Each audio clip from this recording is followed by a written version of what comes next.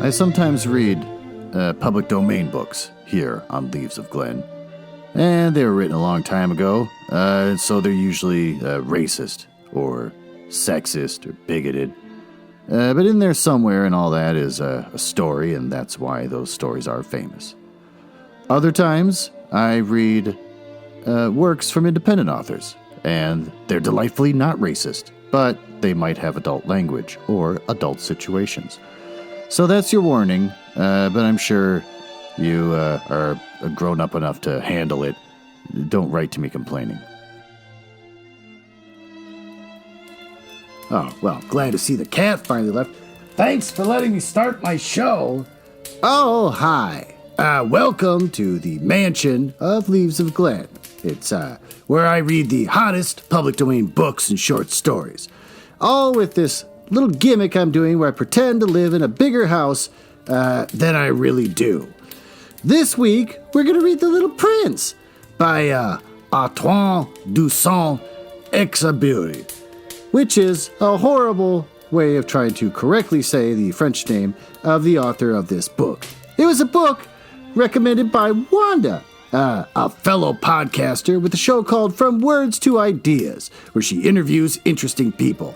Currently, she's interviewing military service members and veterans, which I like, and the stories are interesting as hell. I've heard all of them.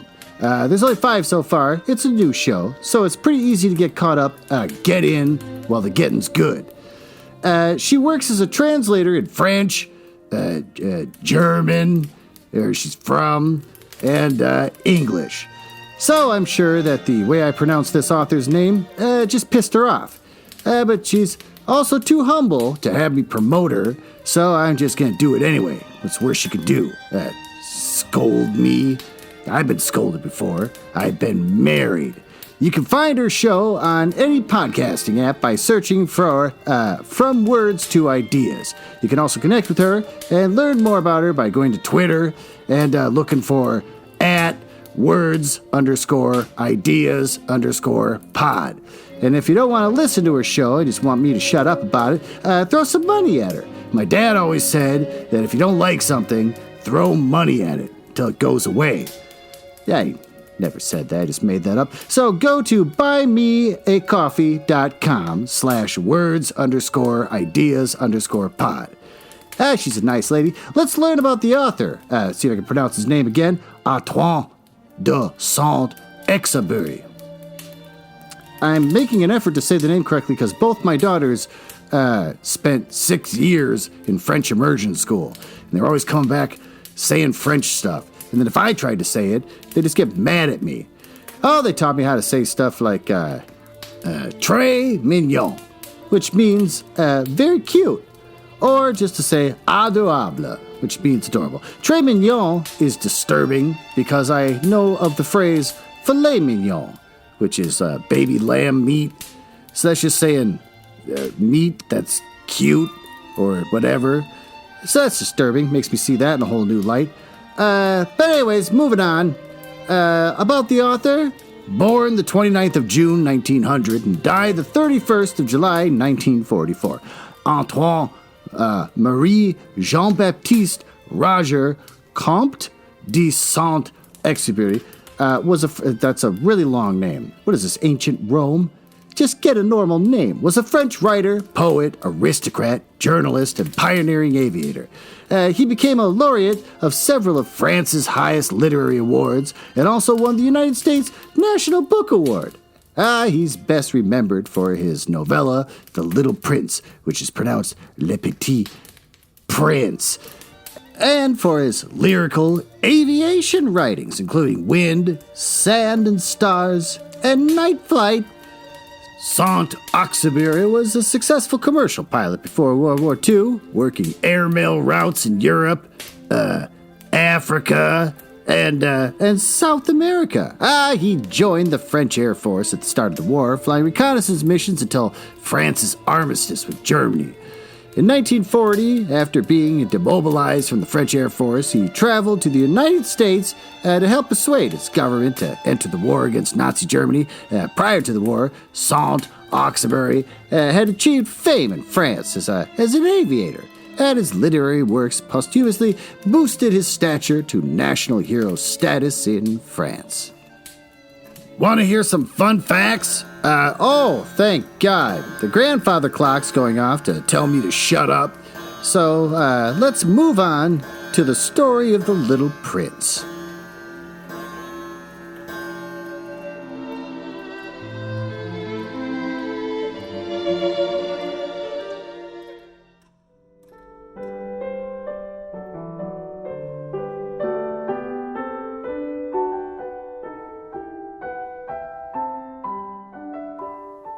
Chapter 1. We are introduced to the narrator, a pilot, and his ideas about grown-ups.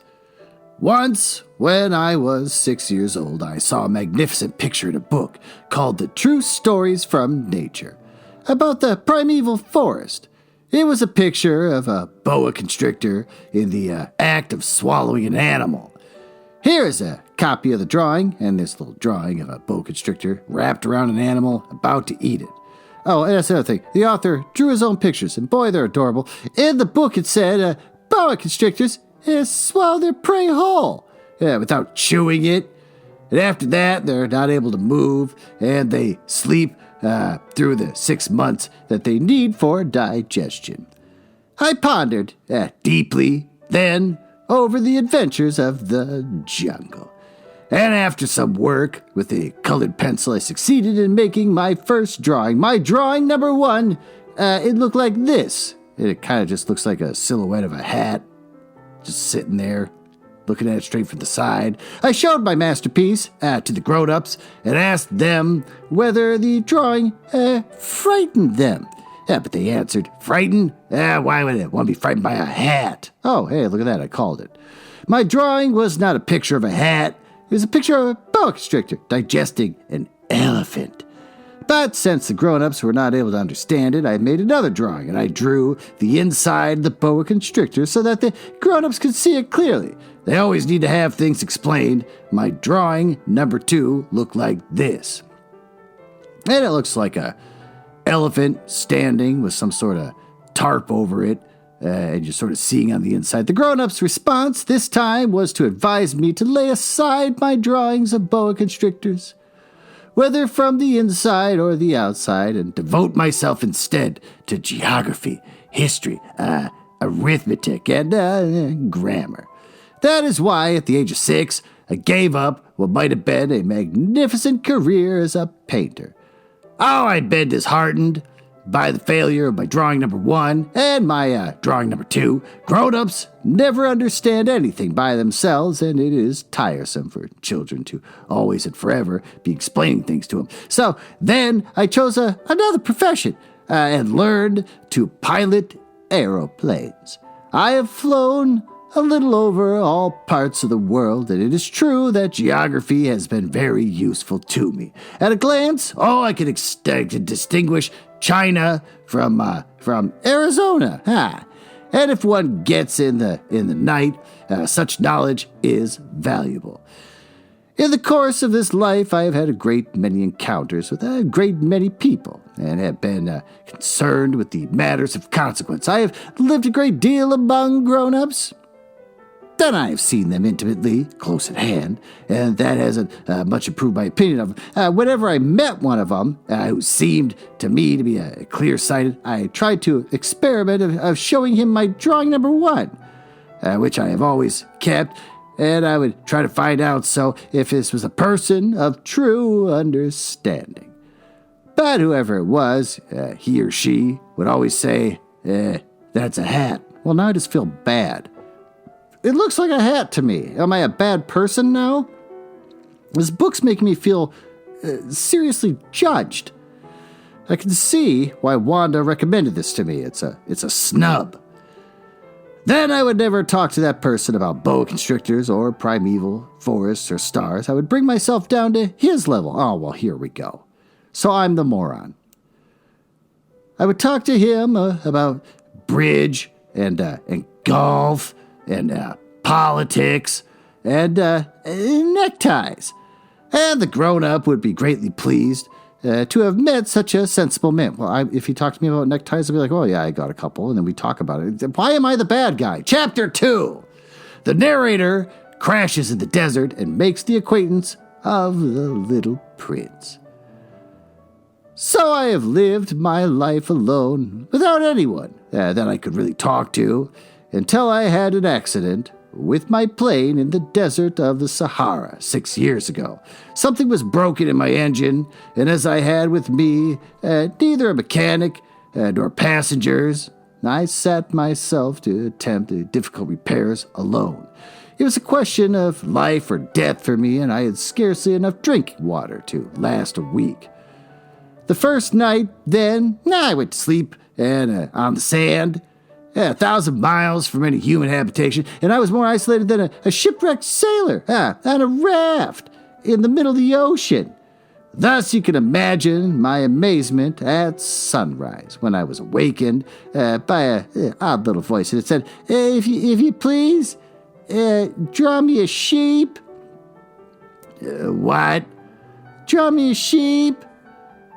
I jumped to my feet, completely thunderstruck. I blinked my eyes, and I looked carefully all around me, and I saw the most extraordinary small person, who stood there, examining me with great seriousness. Here you may see the best portrait that later I was able to make of him, but my drawing is certainly very much less charming than its model. Well, I don't want to describe this drawing, because if I describe this drawing, I'm probably going to be wrong, and it's just going to show that I'm a horrible person. It's a flamboyant child in a coat with little stars on his shoulders. That, however, is not my fault. The grown-ups discouraged me in my painter's career when I was 6 years old, and I've never learned to draw anything except boas from the outside and, boas from the inside. Now I stared at this sudden apparition with my eyes fairly starting out of my head in astonishment. Remember, I had crashed in the desert 1,000 miles from any inhabited region.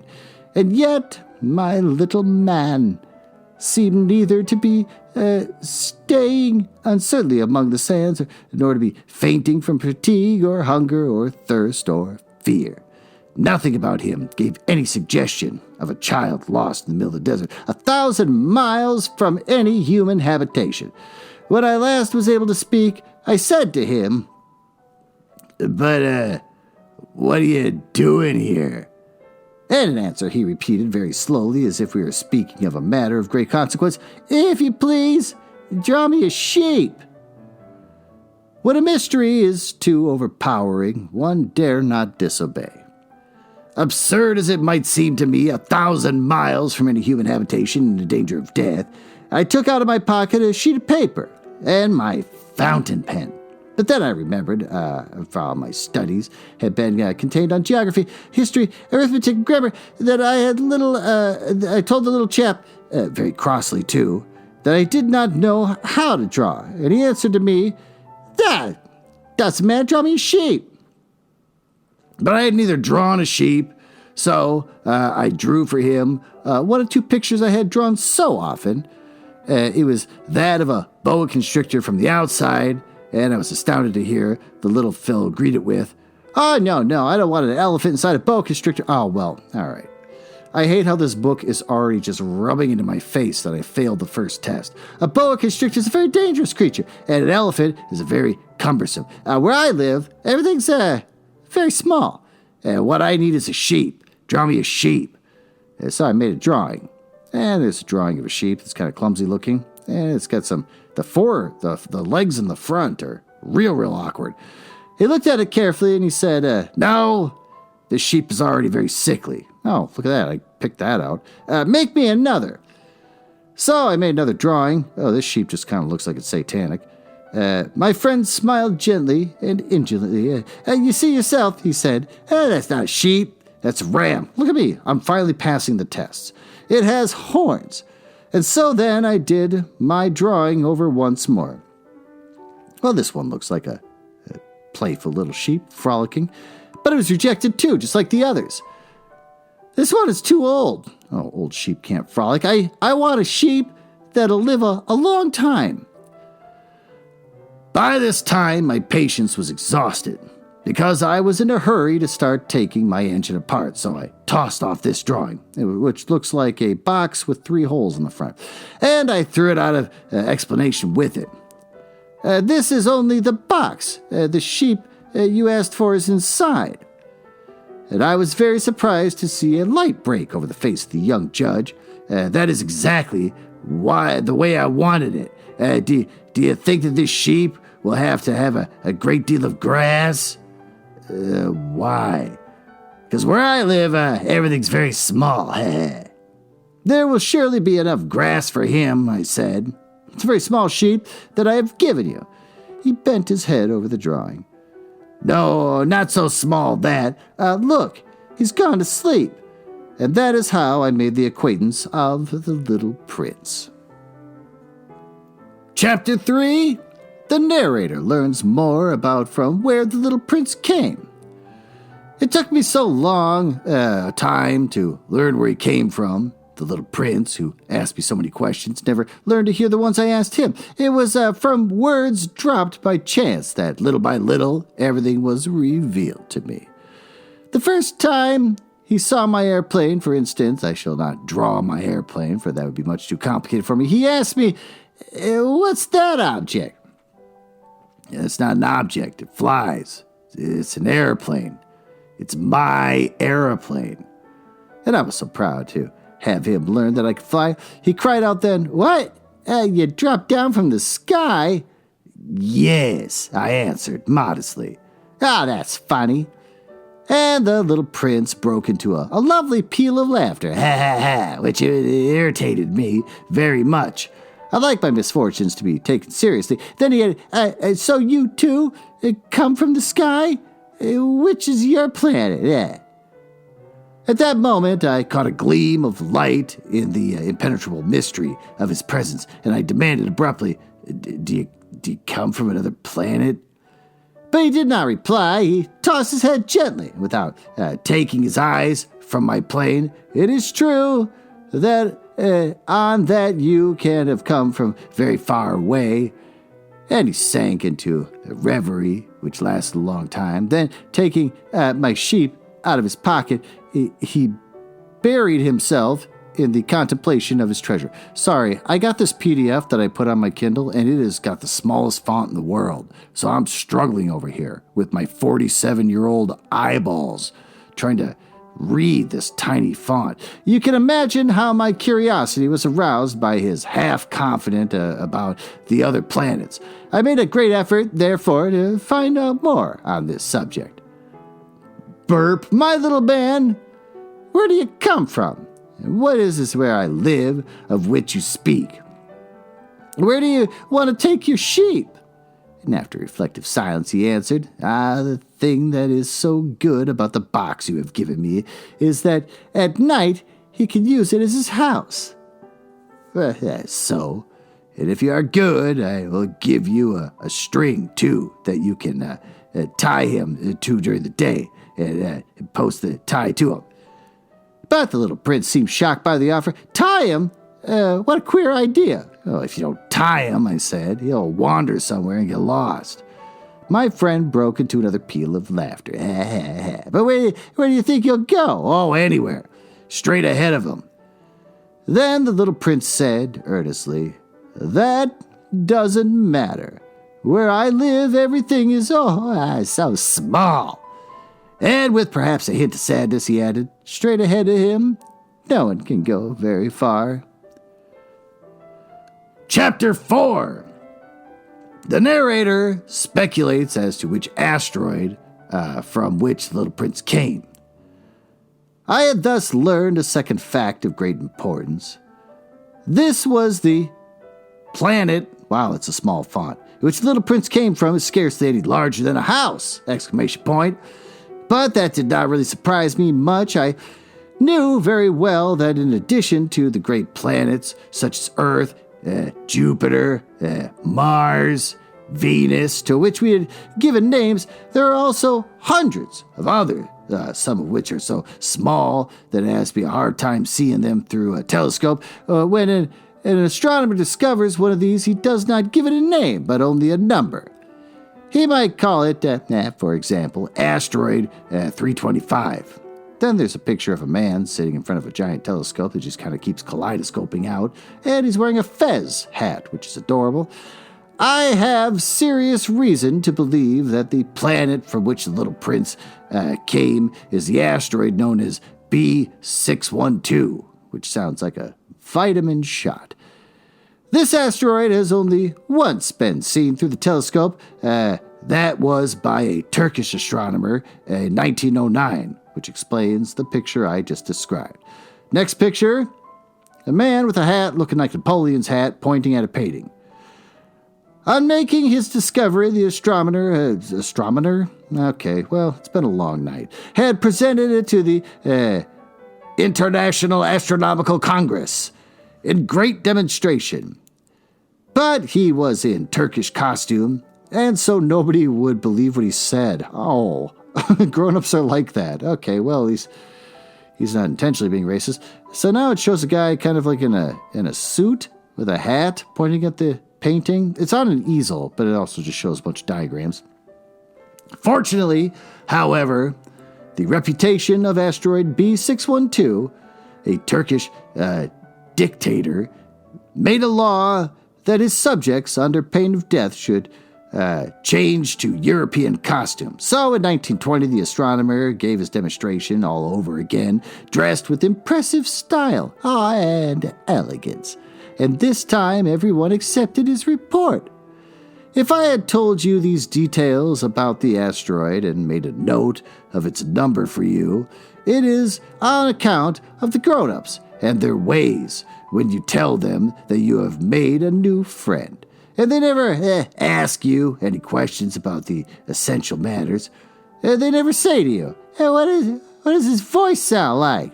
What games does he love to best? Does he collect butterflies? Instead, they demand, how old is he? How many brothers does he have? How much does he weigh? I have two daughters that are in their teens. Whenever they get new friends, of course, I ask questions. I've never asked, how much do they weigh? But I'm gonna now.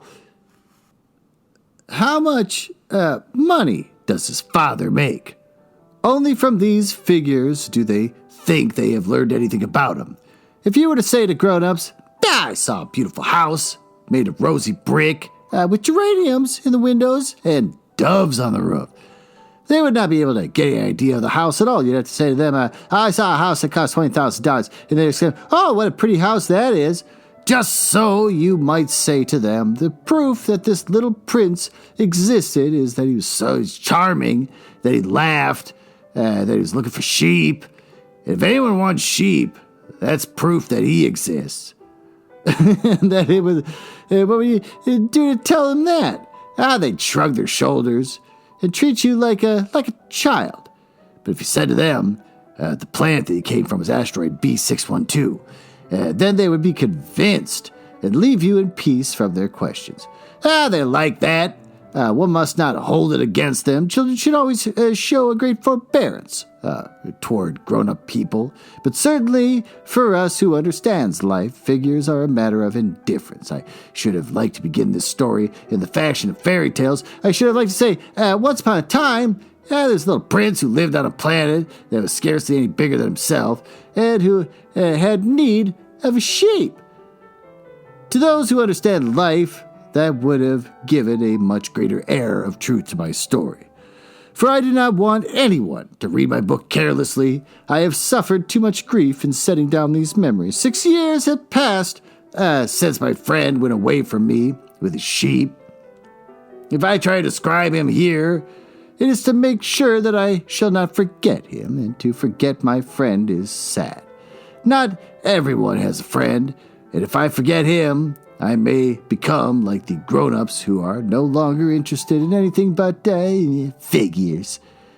It is for that purpose, again, that I have bought a box of paints and some pencils. It is hard to take up drawing again at my age, but I have never made any pictures except those of the boa constrictor from the outside and the boa constrictor from the inside since I was 6.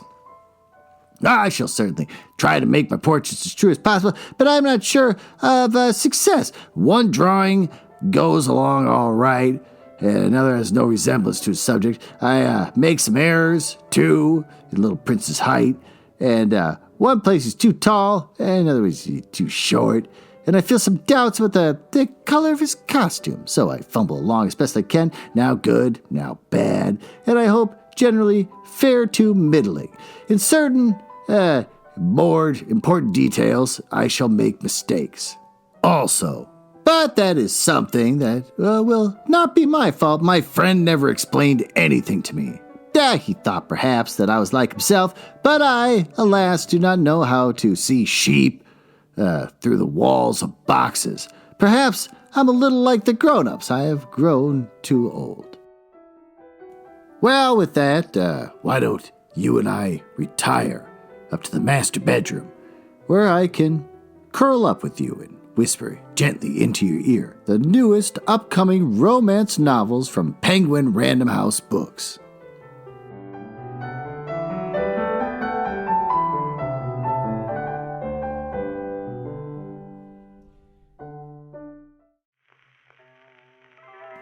Oh, hold on. Here I come. All right, I'm back. I'm sorry, I had to go to the bathroom. It just seems like sort of a kind of night. Oh, look at you, you're wearing a nice silky outfit. It's very attractive, very sensual of you, but it also seems run-of-the-mill and non-challenging. I'm not even going to tell you to change clothes, because for some reason I got a feeling it's going to be fitting for what we read from Penguin Random House, new upcoming romance novel. It's Freed by E.L. James. The 50 Shades Freed is told by Christian. It's just a copy of what Stephanie Meyer was doing with the... it's the audiobook. This has already been published. Great. Relive the sensuality and the romance, and the drama of 50 Shades Freed through the thoughts, reflections, and dreams of Christian Grey. E.L. James revisits the world of 50 Shades with a deeper and darker take on the love story that's enthralled millions of readers around the globe. You are cordially invited, well, that sounds fancy, to the wedding of the decade. Well, sounds like a big deal, when Christian Grey will make Anastasia steal his wife. But is he really husband material? Oh, his dad's unsure. His brother wants to organize one hell of a bachelor party. That's HELLUVA, bachelor party. And his fiancée won't vow to obey. Still, I read the first book with Ben, and we hated every minute of it. What is this, like 9 books in, and she still won't... Okay, fine. And the marriage brings on its own challenges. The passion for each other burns hotter and deeper than ever. But Anna's defiant spirit continues to stir Christian's darkest fears and test his needs for control, as old rivalries and resentments endanger them both. One misjudgment threatens to tear them apart. Can Christian overcome the nightmares of his childhood and the torments of his youth and save himself? Once he's discovered the truth of his origins, he can find forgiveness and accept Anna's unconditional love. Can Christian finally be freed? Well, if this story is something you still care about, it's coming out on June 1st, 2021, for $55 for the CD. Great. So you can look for that on Barnes & Noble, Books A Million, Bookshop.org, IndieBound, Powell's, and Walmart. So, well, that was a turd fest. I apologize to you. I was hoping for a good sensual evening, and all we got was that. This podcast is turning out to be a miserable failure so far. Why don't I let you know about a better podcast, one that's better than mine, the Booze and Spirits podcast, which actually sent me a promo. So why don't you listen to that before we dive into the next chapter of this book.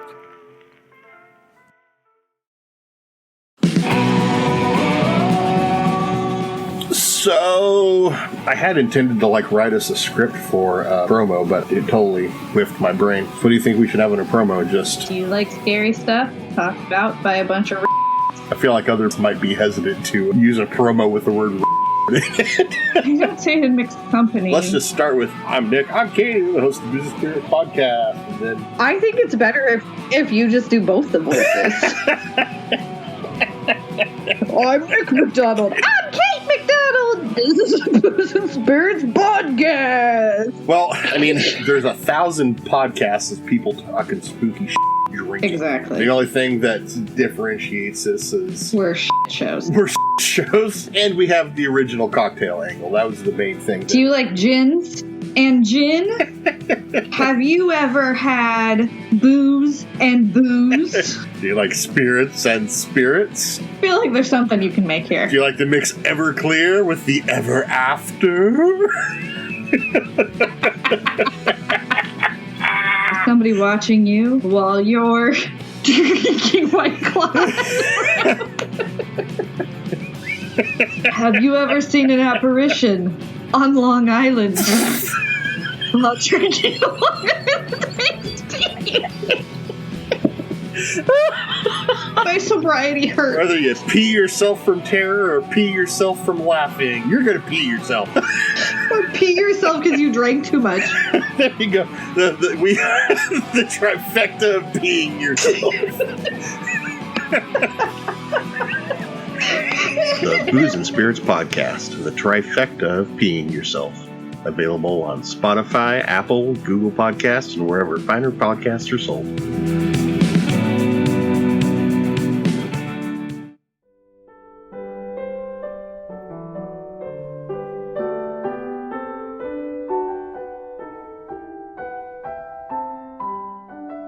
Chapter 5. We are warned as to the dangers of the baobabs. As each day passed, I would learn in our talk something about the Little Prince's planet, his departure from it, his journey. The information would come very slowly, as it might chance to fall from his thoughts. It was in this way that I heard on the third day about the catastrophe of the baobabs. This time, once more I had the sheep to thank for it. For the little prince asked me abruptly, as if I seized by grave doubt, "Is it true, isn't it, that sheep eat little bushes?" Yes, that is true. I am glad. I didn't understand why it was so important that sheep should eat little bushes, but the little prince added, "Then it follows they also eat baobabs?" I pointed out to the little prince that baobabs were not like little bushes, but on the contrary, trees as big as castles. And that even if he took a whole herd of elephants away with him, the herd would not eat up a single baobab. And then there's a drawing of a bunch of elephants stacked on top of each other, and kind of like in a cross, and in the center is just kind of a big golden globe. The idea of a herd of elephants, made the little prince laugh. We would have put them one on top of the other, he said, but he made a wise comment. Before they grow so big, the baobabs start out by being little.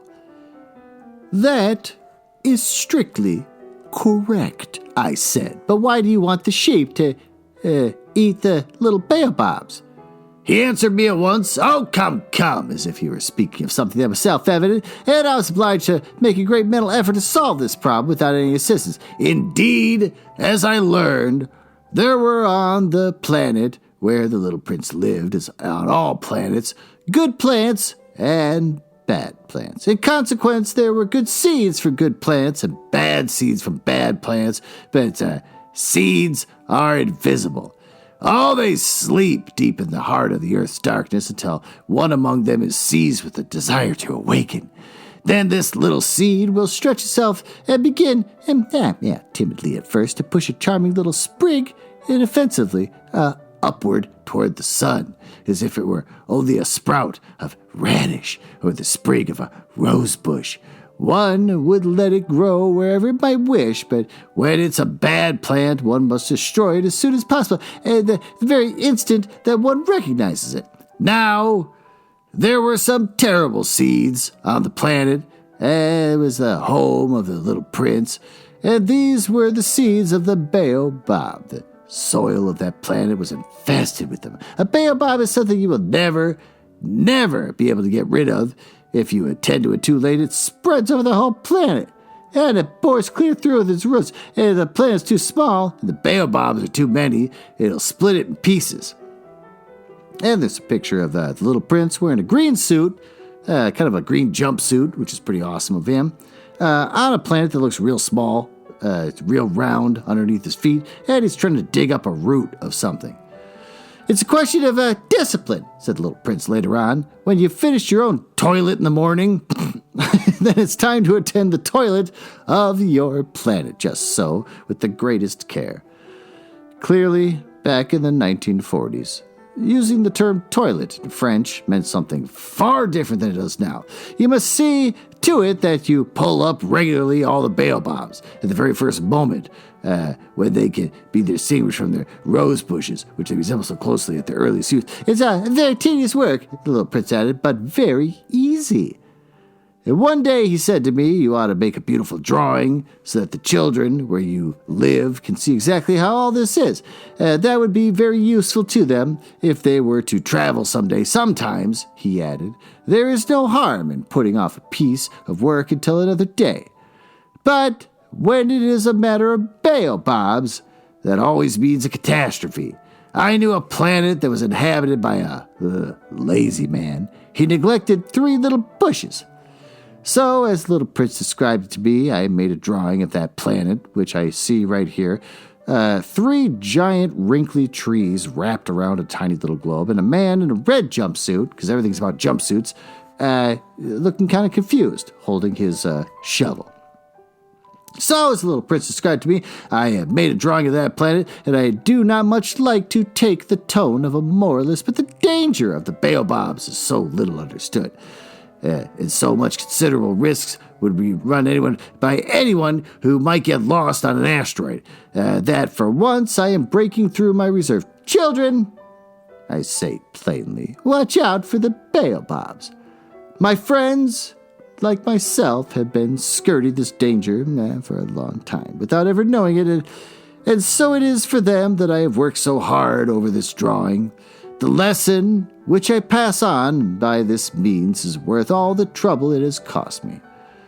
Perhaps, you'll ask me, why are there no other drawings in this book as magnificent, as impressive as this drawing of the baobabs? The reply is simple. I have tried, but with the others I have not been successful. When I made this drawing of the baobabs, I was carried beyond myself by an inspiring force of urgent necessity. Chapter 6. The little prince and the narrator talk about sunsets.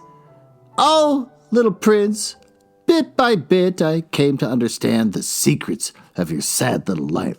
For a long time you have found your only entertainment in the quiet pleasure of looking at a sunset. I learned that the new detail of the morning of the 4th day, when you said to me, I'm very fond of sunsets. Come, let us go look at a sunset now. But we must wait, I said. Wait for what? For the sunset. You must wait until it's time. At first you seemed to be very much surprised, and then you laughed to yourself. You said to me, I'm always thinking that I'm at home. Just so everyone knows that when it's noon in the United States, the sun is setting over France. And there's a picture of the little prince with a big long scarf, sitting in a little chair on a small planet with a bunch of weeds and just kind of looking out at the sunset. If you can fly to France in 1 minute, you go straight into the sunset right from noon. Unfortunately, France is too far away for that, but on your tiny planet, my little prince, all you need to do is move your chair a few steps, and you can see the end of day and the twilight falling, whenever you like. One day, you said to me, I saw the sunset 44 times. And a little later you added, one loves the sunset when one is so sad. Were you so sad then, I asked, on the 44 sunsets? But the little prince made no reply. Chapter 7. The narrator learns about the secret of the little prince's life.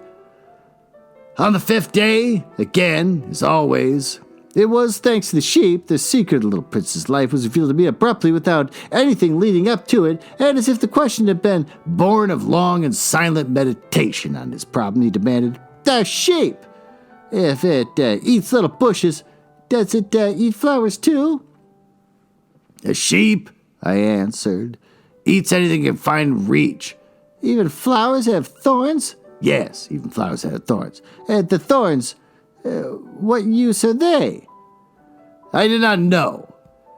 At that moment, I was very busy trying to unscrew a bolt that had got stuck in my engine. I was very much worried, for it was becoming clear to me that the breakdown of my plane was extremely serious, and I had so little drinking water left that I had to fear for the worst.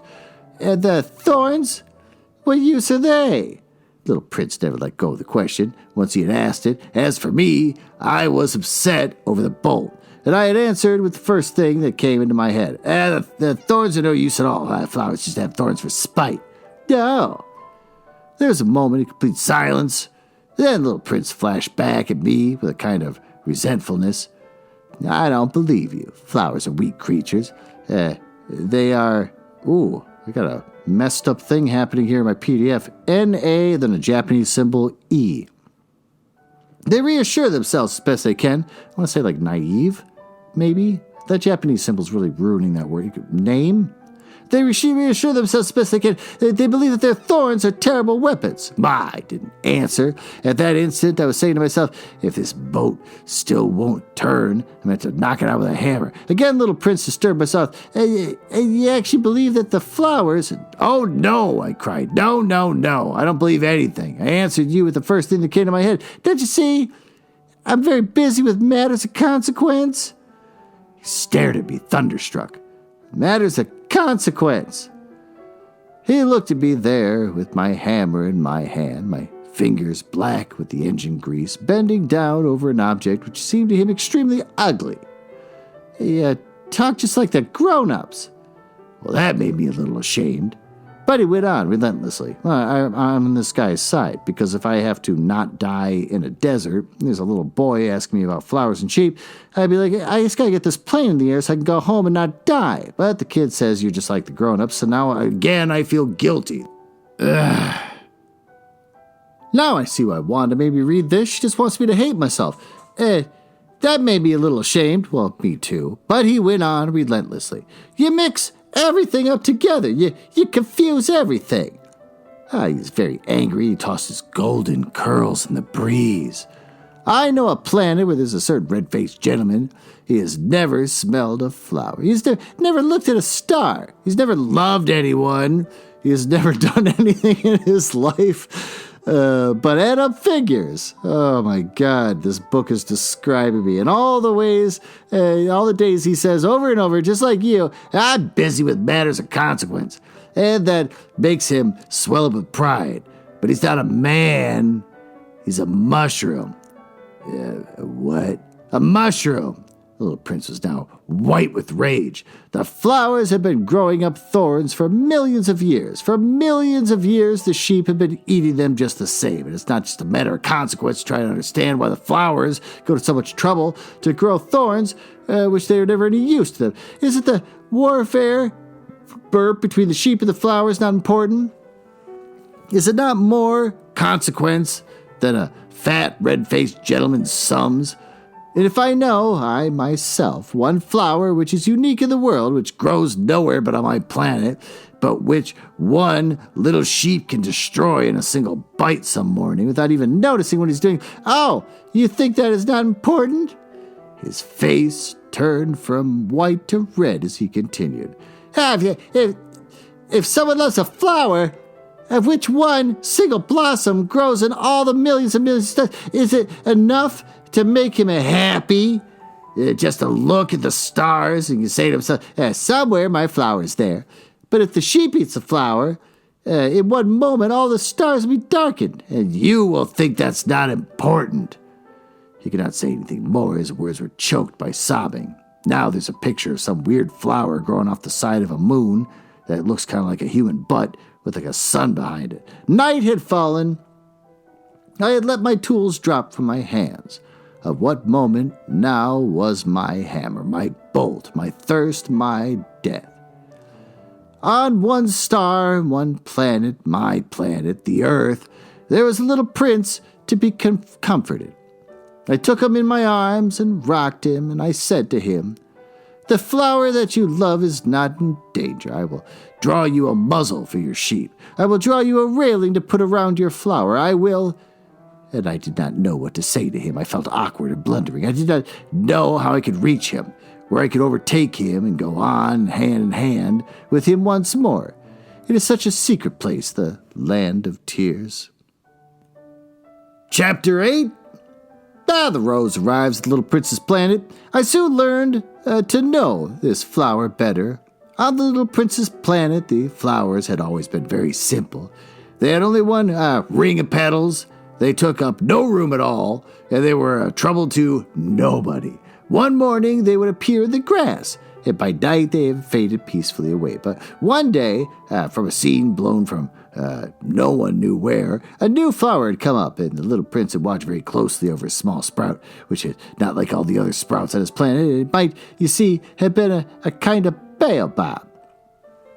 Well, the shrub soon stopped growing and began to get ready to produce a flower. The little prince, who was present at the appearance of a huge bud, felt at once some sort of miraculous apparition might emerge from it, but the flower was not satisfied to compete the preparations for the beauty of the shelter of the green chamber. She chose her colors with the greatest care.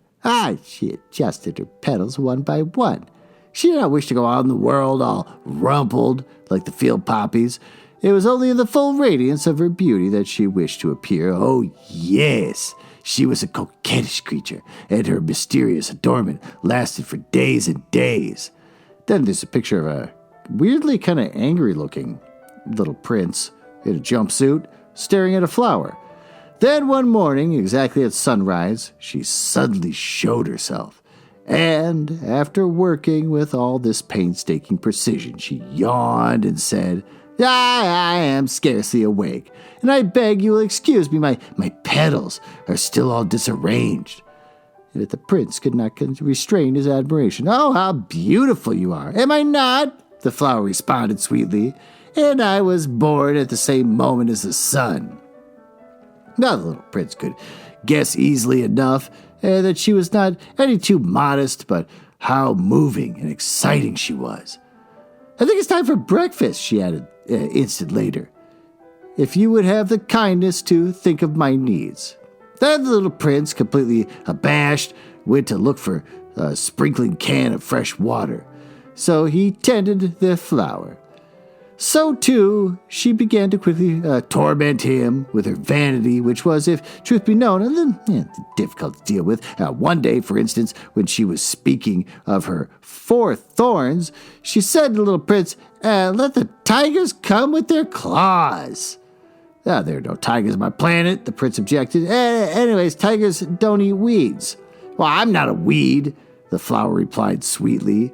And now there's a picture of a tiger eating a flower. Please excuse me. No, I'm not afraid of at all of tigers, she went on. But I have a horror of drafts. Suppose you would have a screen for me?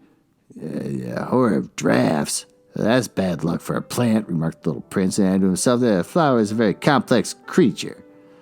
At night, I want you to put me under a glass globe. If it's very cold where you live, in the place I came from. And then it shows a painting of the little prince with a huge scarf, wearing a green jumpsuit this time, putting up a screen in front of the planet.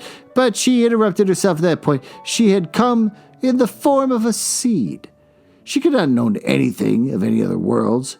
Embarrassed over having let herself be caught on the verge of, oh my God, it's the same word again. N-A, Japanese symbol E. Naive untruth? She coughed 2 or 3 times in order to put the little prince in the wrong. The screen. Now I just got to look for it when you spoke to me. Then she forced her cough a little more so that she could suffer from remorse just the same. So the little prince, in spite of all the good that was inseparable from his love, had soon come to doubt her. He had taken seriously words which were without importance, and it made him very unhappy. I ought not have listened to her, he confided to me one day. One never ought to listen to flowers. One should simply look at them and breathe their fragrance. Mine perfumed all my planet. But I did not know how to take pleasure in all her grace. The tale of claws, which disturbed me so much, should only have filled my heart with tenderness and pity. And he continued his confidences. In fact, It is that I did not know how to understand anything. I ought to have had judged by deeds, but not words. She cast her fragrance and her radiance over me, and I ought not to have run away from her. I ought to have guessed all the affection that lay behind her poor little stratagems. Flowers they're so inconsistent, but I was too young to know how to love her.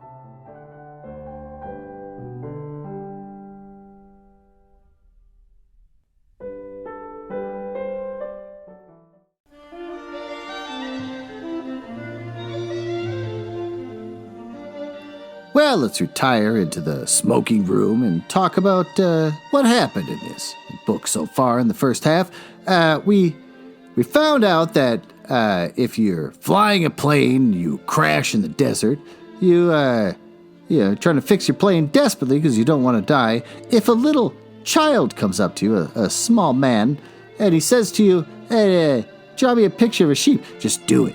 Just do it. You're never going to get that plane fixed if this kid keeps yelling at you. So you fix you take the time to draw a picture of a sheep, and he's like, it's not good enough. That one looks weird, and that one's too old, and that one looks like the devil. And so then you just finally, you get it, draw a picture of a box, and there's a sheep in the box, and he's like, that's good. And then just work on your plane. For God's sake, get home. You're going to die out there. And then he'll talk to you about where he comes from, which is an insanely small planet, to the point where you can't build a house on it. Is there weather on his planet? We don't know. Does he ever have tiny tornadoes? That sounds adorable. Do they destroy his crops? How does he eat? We don't know any of these things, but we do know that he grew a flower that was real fussy and real demanding of him. And kind of like there's a little bit of deceit happening with the flower. I imagine the flower probably represents some sort of love in the author's life. Because he talks about how he's too young to understand how to please it. So that was kind of a giveaway for me. But we'll find out in the next half of the book if the flower is his girlfriend the whole time. And what's good about this? Well, it's a cute story. We know that from what I've looked up is that this book was never really decided if it's a kid's book or an adult book, because it has kids' language for a kid's story, but adult themes. So already with the flower, it's kind of making me think like, this is kind of a grown-up that's got some pain in his life. What sucks? The guy just wants to get home. He just wants to go home. He's in the desert. He's going to die out there. And this kid's constantly bugging him all the time and judging him. That's the other thing. The kid keeps judging him. I get it. I have teenage daughters. They judge me all the time. They make fun of my pants, and then something inside me kind of crumples up, and I'm sort of like because I want to be cool. For most of their lives, I was the coolest person on earth. They walked around thinking about me in their free time when they're at school, but now they don't think about me at all.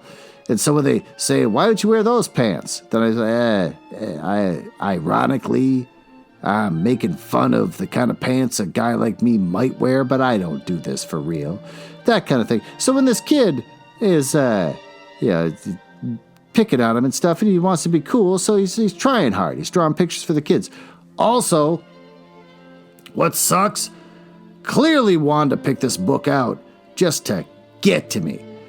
So if you're upset about that because you're thinking, oh, Glenn's my boy, no one picks on Glenn, why don't you go over to buymeacoffee.com/words_ideas_pod and throw some money at her to get her to leave me alone. Well, what do we learn? Well, we learn that if a kid draws a picture and you get it wrong, you're a horrible human being. So far, we still have to read the other half of the book. Well, with that, thanks for listening, and I will see you next week.